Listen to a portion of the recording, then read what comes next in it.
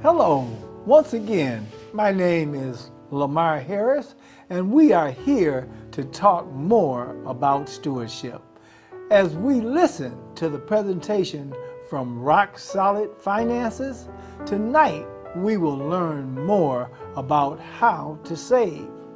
Last week, we learned about budgeting, which is an important aspect of stewardship. This week, as we talk about saving, it will become clear that if you want to reach financial independence, you must have a systematic saving plan. Today's program will teach us how to save and where to save. Also, you will learn effective ways to start a savings program. Please listen to our presentation tonight as we use God's principles to learn more about stewardship.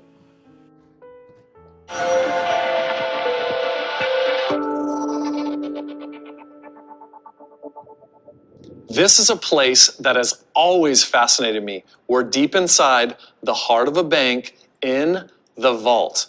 And principles number 3 and 4 have everything to do with what goes inside this vault. Does it belong to you and is it working for you?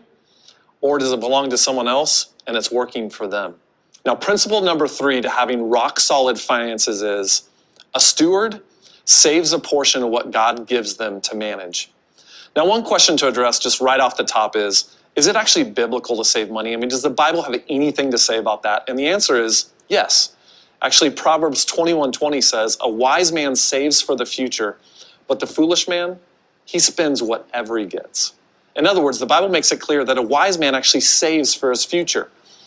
Now, there's 2 reasons to save money. And I want to look at each of these 2 areas, and I'm going to give you some rules of thumb that are tried and true strategies for how much you should be saving. Now, first and foremost, let's look at the first area. It's probably the most important. It's your short-term savings plan. And it starts with saving for emergencies. And the bare bone minimum that you need to have saved in an account right now for emergencies is $1,000. You need at least $1,000 in an emergency fund at any moment. Now listen carefully. It's vital that you save for the unknown, for the unexpected, for emergencies. So you have to have an emergency fund. To not have one, it's just plain irresponsible. Listen, life happens. Someone gets sick. A car breaks down, an appliance quits, the hose on your toilet breaks and floods the whole house. Emergencies just happen. And if you don't have $1,000 in an emergency fund, you're gonna be in trouble financially. That's why this principle is so important. Is it surprising that a car breaks down, that someone gets sick, that an appliance breaks? Well, no, we all know that. We know things like that are gonna happen, but we act surprised when they do. And that's mainly because we haven't prepared for them financially. So when an emergency happens, the first thing we think about is, I haven't even planned for that. It can be so different. So $1,000 is the bare minimum that you should have saved for emergencies. But you need to move beyond $1,000 to really be prepared. And here are some guidelines to help you. If you are in debt, other than a reasonable mortgage, you need to increase your savings, your emergency savings, to 1 month of your essential living expenses. That means that when you look at your budget, you ask, if I lost my job tomorrow, what expenses would I have to pay for 1 month? And that's how much you need to have in that emergency account. Now, if you aren't in any consumer debt besides your mortgage, you need to have a goal of having 3 months of essential living expenses in that emergency fund. So you need to build that up to 3 months. But before I move on, remember, the bare minimum in a short-term savings account for emergencies is $1,000. And that goal is going to take precedence over anything else I'm about to talk about. But the second area of short-term savings is around periodic expenses. Now, what do I mean by periodic expenses? Those are things that include things that happen throughout the year that are not really regular on a regular basis. Maybe they don't happen every couple weeks or every month. Some examples would be your real estate taxes. Those might happen twice a year, or your insurance premiums if they're not regular, or vacations you take, or Christmas. Now listen, why does Christmas sneak up on us every year? Seriously, it's December 25th every single year. You know you're going to buy presents, so why act surprised? We should be preparing for that in advance. So here's an example of a periodic expense that you could put in a short-term savings account. Let's say you spend $1,000 on Christmas every year. You know that. That's about your estimate. Well, that's just over $83 a month that you should be saving. So do it. Plan for it. Now, here's why having an emergency fund and a short-term savings fund for periodic expenses is so important. Because if you don't do this, normally our only other alternative is to go into debt. And you'll soon find out why that's not an option for a biblical steward. Now, the second area that we need to talk about when it comes to savings is your long-term savings plan. That's really the second reason to save money. It's to save for your future hopes and dreams, your future savings for retirement or college. After an emergency fund, the goal here is to set aside a minimum of 10% of your income in savings. Now, here's the greatest piece of advice you may get out of this class. It's a rule of thumb that I've used and thousands of others have used that really works. It's a simple plan called 10-10-80. 10-10-80. Every time I get paid, I use this plan. I set aside the first 10% of my income, which we've already talked about, as my tithe. The second 10% I set aside goes into a long-term savings account for my future hopes and dreams, and then I live on the other 80%. 10-10-80. It works. Now, I want you to know that the key to savings, when you think about savings in general, it's not math. Listen, you will not save more money when you get the next raise, or when the car's paid off, or when the kids are grown. These are things we always tell ourselves. But listen carefully, you will only save money when it becomes an emotional priority for you. How many of you right now know you need to save money? I mean, how many of you would say, I know I need to save? Well, we all know we need to save, but many of us don't. Why? Because we have competing priorities. So a primary issue that we have to overcome is making savings an emotional priority for us. Now, if a doctor told you that your child was going to die, if you didn't save $15,000 for an operation your insurance wouldn't pay and you only had 9 months to do it, I would guarantee you every person could save that money in 9 months. You'd cut expenses, you'd sell things, you'd earn extra money, you would make it happen. In other words, savings would all of a sudden become a major priority for you. And I want you to know why savings should be a priority for you right now. The reason why is because the longer you wait, the less compound interest works for you. You might say, compound interest? What's this guy talking about? Yeah, compound interest. It's what Albert Einstein once said is the eighth wonder of the world. And when you understand how compound interest works and the power behind it, you'll understand 90% of everything you need to know about how banks and credit card companies actually work. Now, compound interest basically works like this. If I had $1,000 to save and I put it in a bank and I could earn 10% interest per year, that was the rate they were offering me, how much would I have saved at the end of year one? Well, that's pretty easy math. 10% on $1,000 earns me $100, which would leave me at the end of that first year with $1,100. But in year two, I don't earn interest on just $1,000. I now earn interest on $1,100. So that year I earned $110 versus $100 I only earned the first year. Now I have $1,210 saved. So in year three, I earn $121 in interest, and it just keeps compounding every single year.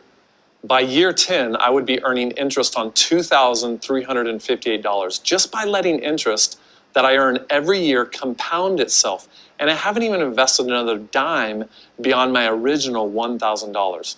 Now that may not sound like a big deal, but I promise you that it is. So to prove it, let's look at a real life example. Because sometimes a picture is worth more than 1,000 words.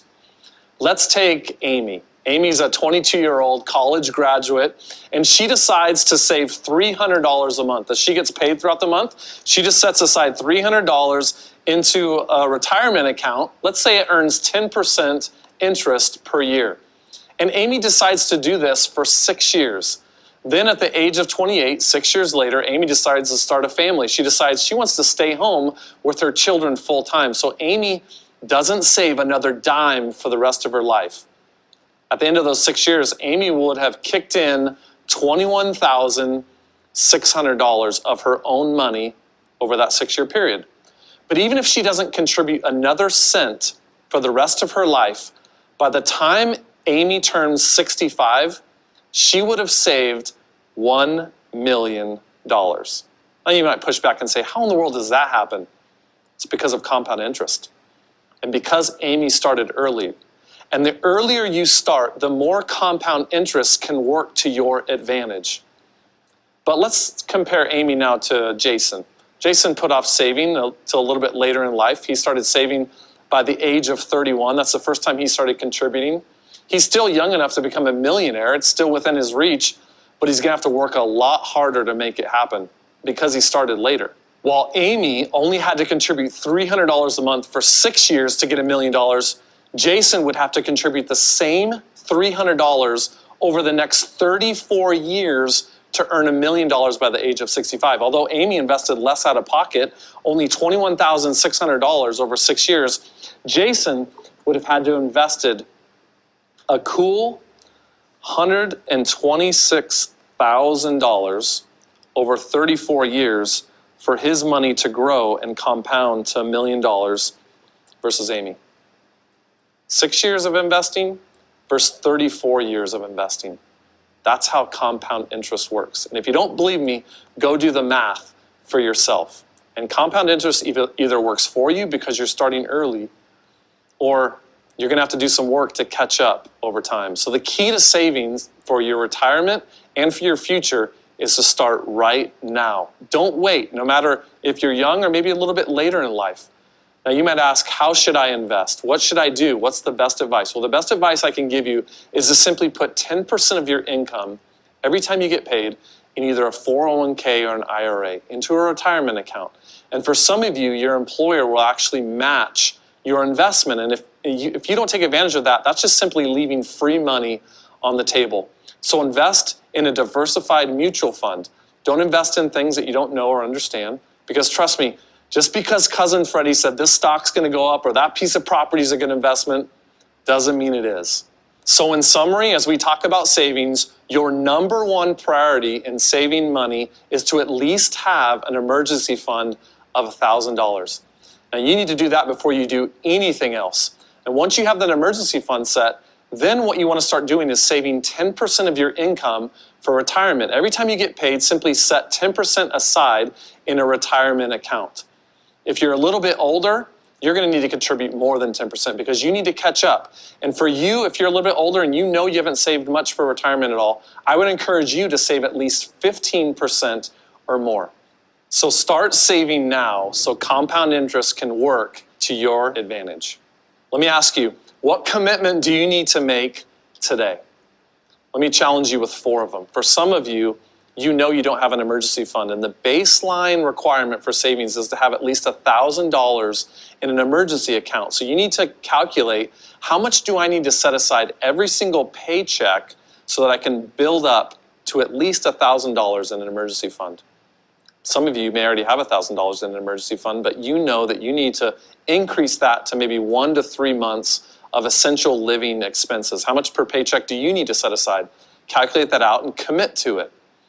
But for some of you, you already have an emergency fund, but you know that you need to start letting compound interest work for you for your future. And what I want to challenge you with is you need to set aside at least 10% of your income in a retirement account. Then lastly, for some of you, you know that you've put that off for a while now, and you're a little bit later on in life and you haven't quite let compound interest work for you the way it should, so you need to actually increase the amount that you save beyond 10%. And I would challenge many of you to start with 15% or more so that you can catch up. Whatever it is, commit to what God's telling you to do so that you can save for your future. Another important lesson for your teenagers, after they've learned to earn an income, they've learned to give from that income that they've earned, they also have to learn to save. The Bible encourages savings. It says, go to the ant, The ant doesn't have a ruler or an overseer, and yet it saves a portion of all of its income. This is a difficult practice to master. Many people struggle with this. In fact, most Americans say right now their greatest financial need is to learn to save. So you want to teach your children at a young age to take a portion, after they've given to the Lord, take a portion of that income and to save it. We encouraged our boys to do this with an envelope system. We had clear plastic folders in a 3-ring binder. One was marked saving. They love it in that binder, but it works better than a piggy bank or something they can't see into, because they notice when it starts to get thick, they can see those bills piling up, and it really encourages them. And once it got to a certain level, we agreed to match the amount of money that they would put into a savings account at the bank. So they started out in an envelope, and as it got bigger and bigger, and they were required to do this with all forms of income, gifts from the grandparents, birthday money, allowance money, everything had to be divided. They had to learn to allocate those resources. And then the savings would go into the bank account, and then we would match it. And that encouraged them throughout their life to always save a portion of their income. I know that we've covered a lot today, but I believe the foundation we talked about early on of understanding God's ownership over all that we have is the foundation you need to have rock solid finances. And what I want to do is I just want to leave you with the 4 principles we covered, but I want to give them to you in priority order. Because I know many of you may be feeling overwhelmed and just saying, where do I actually start? What's the first thing I should do from everything that we've covered today? Well, here it is very clearly. Your number 1 priority from this class, if you're not currently doing it, is to tithe. So right now, if you're not currently bringing back to God the first 10% of your income, that's the most important thing you could do coming out of this class. It's absolutely your number 1 priority. It wouldn't be putting together a budget or saving more money or putting together a great get out of debt plan. Your number 1 priority from this class would be trusting God in your finances by honoring Him with the first 10% of everything He gives you. And the reason I want to reiterate that point is because if you're not tithing, God has no way of blessing your finances. And I know no better way to help your financial picture than to invite God to help you. And you can't invite God's help unless you're trusting His way of handling your finances. I've heard it said before, you can't expect the blessings of God unless you're following the principles of God. And without God involved in your finances, no budget, no savings, no get out of debt plan is really going to work. So I'm begging you to trust God first. I've seen God fix more people's finances by taking this step than any other piece of financial advice I could ever give you. Now, after tithing, your next priority of everything we've talked about is to put together a budget. You can't take any of the other steps until you've actually put together a plan to manage the money that God's entrusted to you. So that's your second priority. Your third priority is to put together an emergency fund. Don't even start a debt payoff plan until you have at least $1,000 saved. So if you haven't done that yet, that's your third step after tithing and putting together a budget. And fourth, your last step is putting together a debt payoff plan based on the debt snowball that we talked about. It's in that priority order that you need to work. Tithe, budget, emergency fund, and get out of debt. And when you do that, I can tell you from experience and from hundreds of life stories, you will have rock solid finances and never look back. And for many of you today, what it's going to take to make that a reality is surrender. You have to surrender and say, I'm tired of doing it my way. That doesn't really work. God, I actually want to do it your way now. One of my favorite stories from history took place during the Crusades that took place during the 11th through 13th centuries. During that time, soldiers and mercenaries who were going to participate and fight in the Crusades were actually required to be baptized. But because many of these soldiers came from far off lands and from other areas, when they went to war, they hadn't been baptized. So as they were getting baptized, they did something that would seem very odd. They would take their swords, and as they were being baptized, they would hold their swords out of the water. In essence, they were telling God, I'm going to surrender everything to you. all control of my life, but you can't have my sword. I'm the one in control of this, and I'll do what I want with this. Now, I think for so many of us that are Christians, we really do want to give our whole lives to Jesus. We want to follow and trust him in every way. And so when we got baptized, that was our symbol of us dying to ourselves and saying, I'm tired of doing things my way. I'm dying to myself, and I'm going to live now for you, Jesus. But just like those soldiers during the Crusades, I think for many of us, we hold back. We tell God, God, you can have control, and I want to give every area of my life to you. But we take our wallets and we hold them out of the water and we say, but not this one. I want to do this my way. And what I want to challenge you with today is, will you give God control of your finances and do things according to his plan in the Bible? The principles we covered today were not instructions that you would get from a CPA. They're literally instructions from God's word. And I promise you, when you follow those, they are rock solid.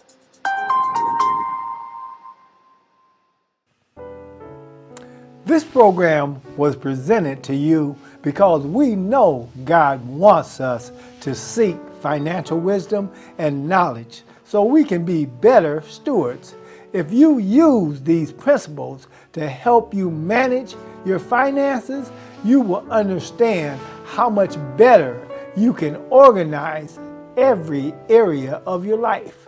As you gain control over your finances and use them according to God's principles, you will be amazed at how much you will be blessed in every area of your life. God wants us to be lenders, not borrowers. May God bless you as you work to become a better steward.